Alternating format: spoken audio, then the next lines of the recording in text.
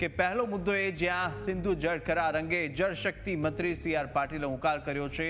કહ્યું એક ટીપું પાણી પણ પાકિસ્તાન નહીં જાય.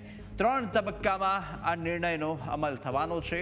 સાથે બીજો મહત્વનો મુદ્દો એ જ્યાં તણાવ વચ્ચે હવે પાકિસ્તાનીઓને હકાલપટ્ટી થઈ ગઈ, જ્યાં ભારતે 108 પાકિસ્તાનીઓની હકાલપટ્ટી કરી છે અને ગુજરાતમાં શોર્ટ ટર્મ વિઝા પર આવેલા 7 પાકિસ્તાનીઓના રવાના કરવામાં આવ્યા છે.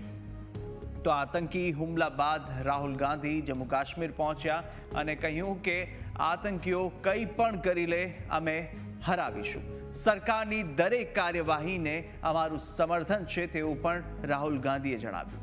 સાથે અન્ય મહત્વનો મુદ્દો એ જ્યાં ખંભાતમાં 7 વર્ષની બાળકી પર દુષ્કર્મ અને હત્યાના વર્ષ 2019ના કેસમાં ચુકાદો આવ્યો છે.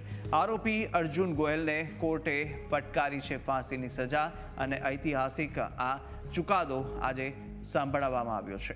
તો સાથે ગુજરાતમાં કાળઝાળ ગરમીનો વધુ એક રાઉન્ડ, જ્યાં હજુ 7 દિવસ ભુક્કા બોલાવશે ગરમી અને 3 દિવસ બાદ તાપમાનમાં 2 થી 3 ડિગ્રીનો પણ વધારો થઈ શકે છે. આ તમામ 5 મુદ્દા આજે દિવસ દ્વારા ચર્ચામાં